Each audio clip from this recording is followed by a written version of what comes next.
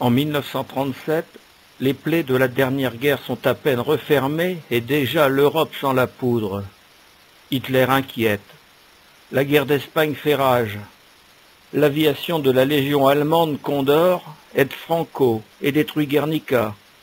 En Italie, Mussolini s'aligne sur le Führer. Les événements en France, le 13 février. Confronté à de graves problèmes économiques, Léon Blum annonce une pause dans les réformes. Le 12 mars, l'État lance un emprunt pour la défense nationale. Le 24 mai, inauguration de l'exposition universelle de Paris. Le 21 juin, Léon Blum demande les pleins pouvoirs financiers face à la résurgence de l'activisme d'extrême droite. Il démissionne devant le refus du Sénat. Le 30 juin, dévaluation du franc français.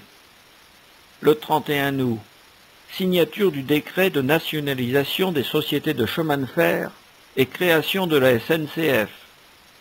Le 12 novembre, inauguration de l'aéroport du Bourget par le président Albert Lebrun. En 1937, l'inflation en France se monte à 26%. À Paris, le 4 mai, c'est l'inauguration de l'Exposition internationale des arts et techniques de la vie moderne, plus communément appelée Exposition internationale de Paris de 1937. La statue en acier de 25 mètres de haut, l'ouvrier et la colcosienne, qui orne le pavillon de l'URSS, fait face à l'aigle juché sur la svastika du pavillon de l'Allemagne nazie. Les tensions entre le patronat et le Front populaire retardent les travaux d'édification des pavillons. Les 3-8 ne sont pas appliqués. Les heures supplémentaires ou même les 40 heures sont des concepts qui sont encore inconnus. Cette rencontre internationale organisée par Paris restera dans les mémoires comme le Grand Ring, où vont s'affronter les idéologies fascistes, communistes et pacifistes.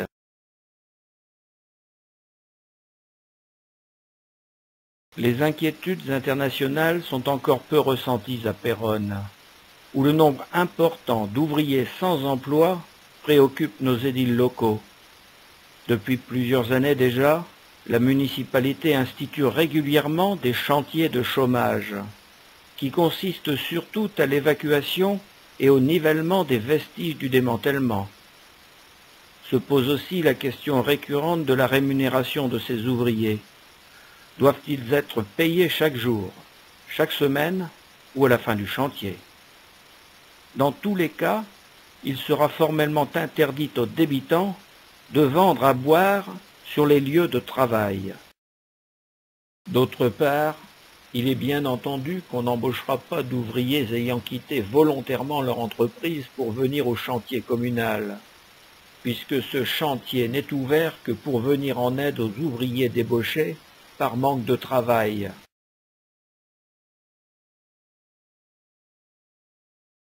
Dès 1937, selon l'ouvrage de Guy Savary, Péronne, la vie municipale entre les deux guerres mondiales et sous l'occupation 40-44, auquel de nombreuses sources documentaires sont puisées pour cette présentation, des crédits sont déjà affectés à la ville pour l'organisation locale de la défense passive.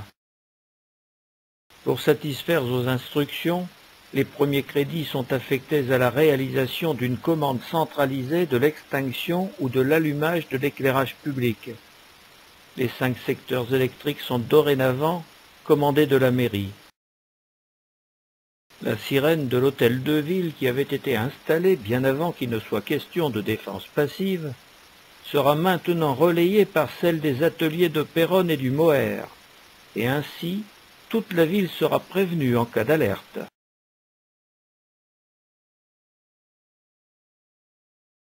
Inauguré en 1927, le groupe scolaire Béranger présente déjà des fissures importantes dans les murs. Outre, trottoirs, étalage du préau de l'école des garçons. Après un procès gagné par la ville, les malfaçons sont corrigées aux frais de l'entrepreneur et de l'architecte qui avait réalisé la construction.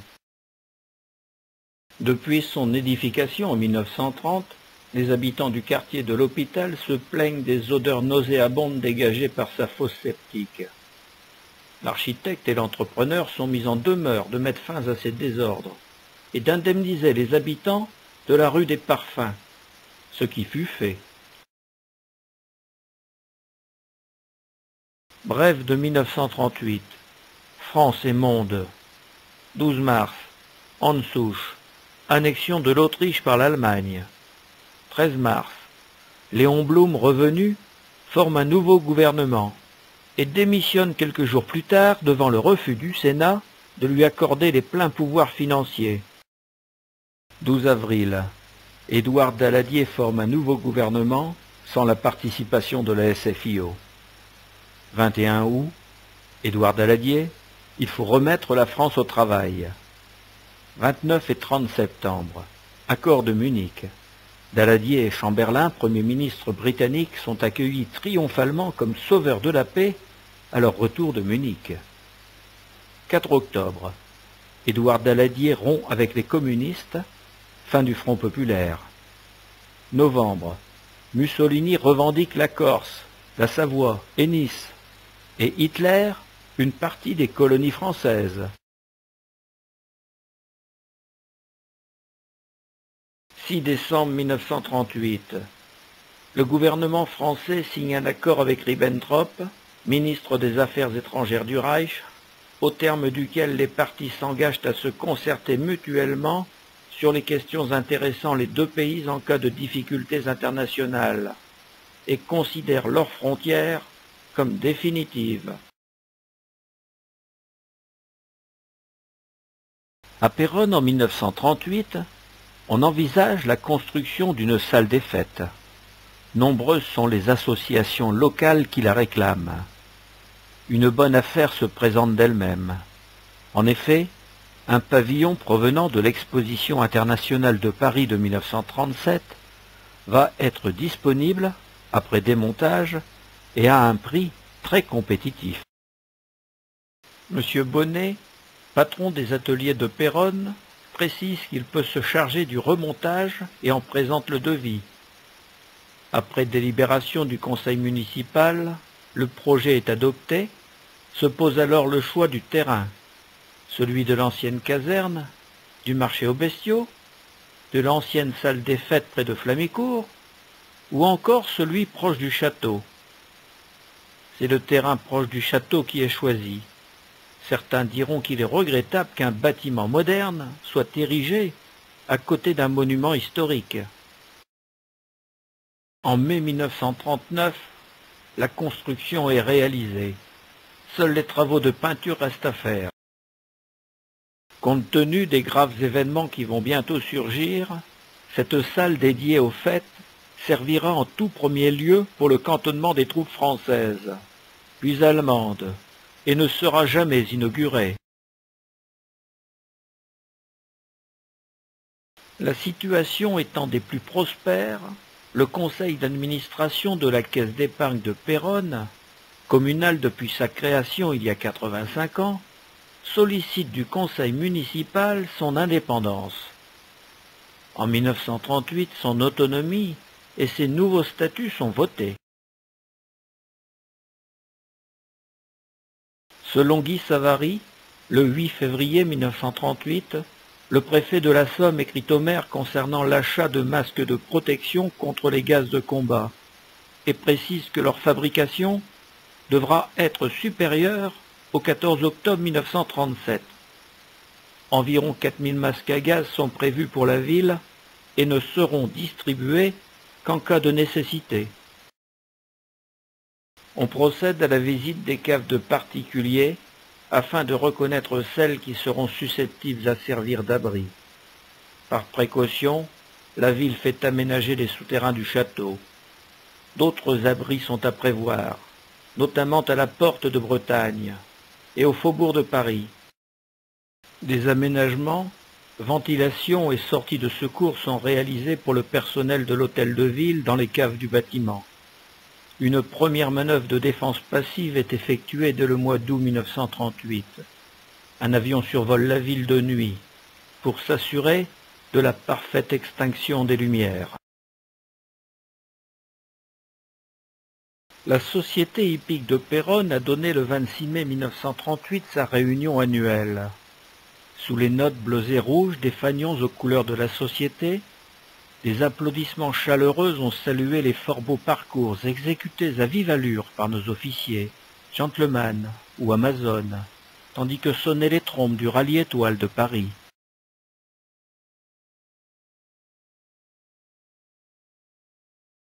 Mobilisé en 1938, M. Louis Daudré, maire, ne peut présider le conseil municipal du 28 septembre.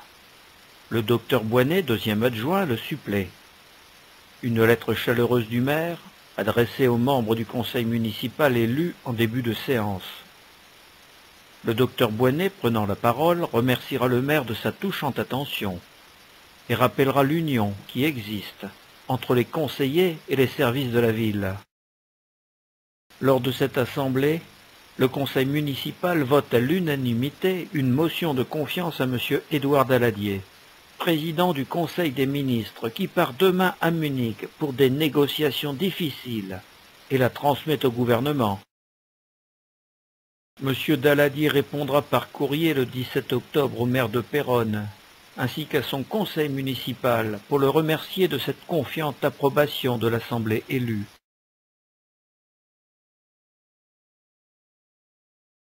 Sur prescription des services préfectoraux, le 9 novembre 1938, le conseil municipal est contraint de voter une somme de 75 260 francs pour l'assistance aux vieillards, année 1938, et d'une autre somme de 48 121 francs pour solde des dépenses d'assistance de l'année 1936. Ces dépenses non prévues et obligatoires contraignent le conseil municipal à voter l'augmentation des taxes sur les propriétés bâties, non bâties, et sur les valeurs locatives des locaux professionnels. De même, les différentes subventions accordées par la ville aux différentes associations sont réduites de manière drastique. Il en est ainsi des sommes allouées aux fêtes du 14 juillet, aux réceptions à la mairie, où il n'y aura plus de vin d'honneur. Les salles prêtées par la mairie seront dorénavant payantes pour en assurer l'entretien. Comme on peut le conclure, il est difficile d'équilibrer le budget municipal en 1938.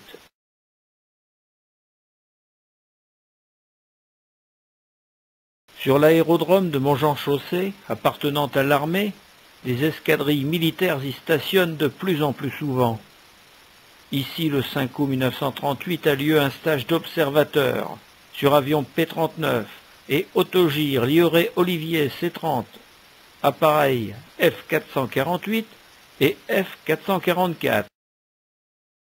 Devant le F-444, deux sous-officiers, mécaniciens de l'armée de l'air.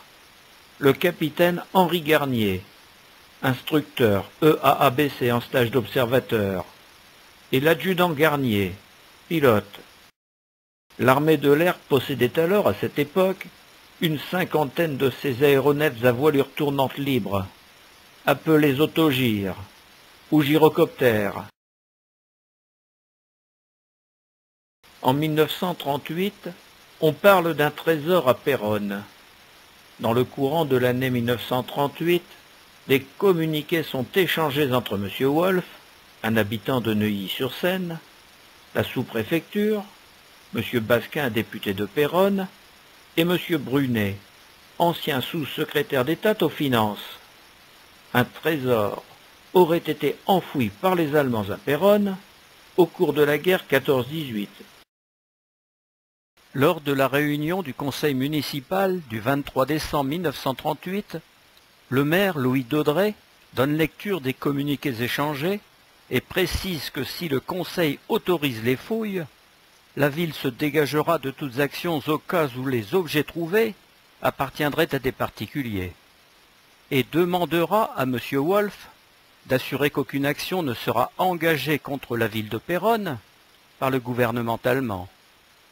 Après discussion, le Conseil autorisera les fouilles sous diverses réserves.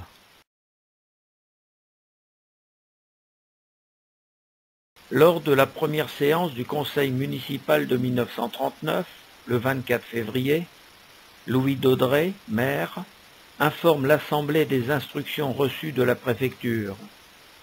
Le maire et le premier adjoint étant mobilisables, l'Assemblée devra désigner un maire de guerre pour remplacer l'élu officiel en cas d'hostilité. Après une longue délibération, c'est Léon Leroux, négociant, qui est choisi. Il prendra donc ses fonctions au départ du maire pour l'armée et présidera le conseil municipal du 29 août 1939. Lors de la réunion du conseil municipal du 31 mars 1939, l'Assemblée renouvellera ses compliments respectueux à M. Daladier, président du conseil, et le félicitera pour sa clarté sur les positions de la France face aux exigences des pays totalitaires.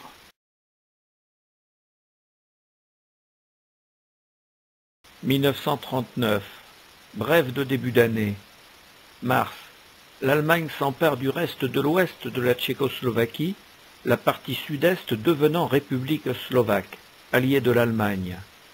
La région des Sudètes ayant déjà été annexée lors des accords de Munich des 29 et 30 septembre 1938.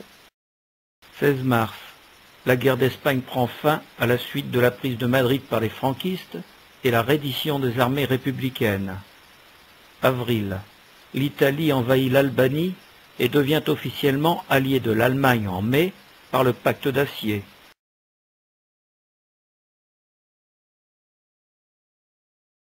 Le 25 juin, 243 réfugiés espagnols victimes du franquisme, dont une centaine de moins de 16 ans, débarquent à la gare de la Chapelette.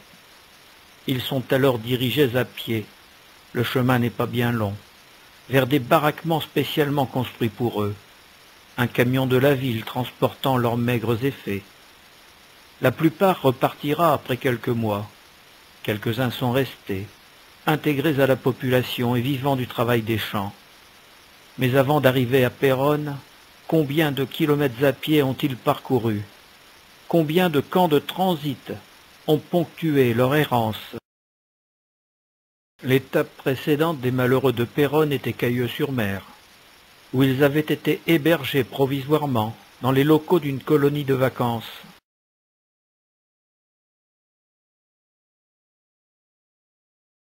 Commencée en 1938, l'organisation des secours en cas de conflit se poursuit. Le directeur des travaux de la ville se rend en août 1939 à Paris, à la direction de la défense passive, et remet à son retour un projet à la ville de Péronne, résultant des directives qu'il a reçues. Aménagement de tranchées permanentes à réaliser à la Chapelette, au Troupeau de l'eau, au faubourg de Paris et aux abattoirs.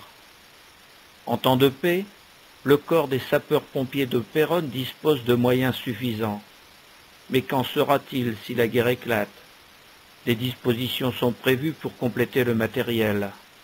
L'alimentation du réseau d'eau est aussi renforcée par des réserves, le pompage par des moyens de secours adaptés.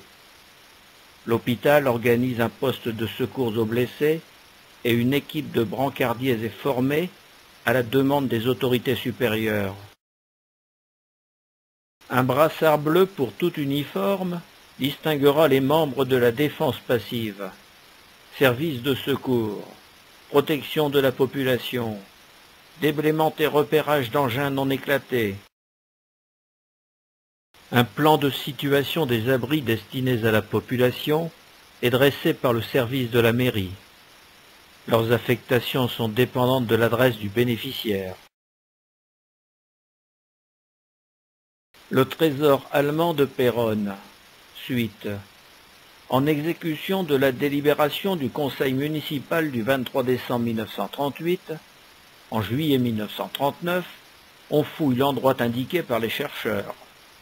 C'est au boulevard des Anglais, le long de l'école du Sacré-Cœur, au pied d'un mur datant d'avant-guerre, et reste debout. M. Wolf, accompagné d'un Allemand, d'un Suisse et d'un radiesthésiste, guide la main-d'œuvre prêtée par la ville, qui avec pelles et pioches fouille l'endroit désigné. Après plusieurs jours de recherches infructueuses, on rebouche le trou.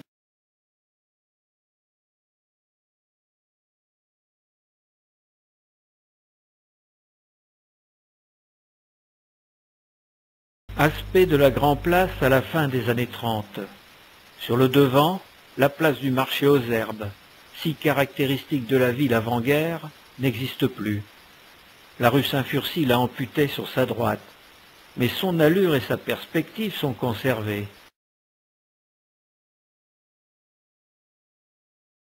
Les deux vues sont prises du même endroit, de la maison d'Abo, bâtie du XVe siècle, et du bâtiment qui lui a succédé. À gauche, l'immeuble du magasin Stocks américain remplace celui abritant les bureaux de la Société Générale. La statue de Marie Fouret, refaite à l'identique, est maintenant square Saint-Jean, façade sud de l'église. Sur ces deux photographies, des arbres masquent partiellement l'indestructible édicule, rescapé de la Grande Guerre. Plantureux, le magasin Larue est rebâti au même endroit. En 1924, au frontispice est gravé « Maison fondée en 1792, détruite en 1870 et en 1916, reconstruite en 1873 et en 1924. Les malheurs sont-ils derrière nous ?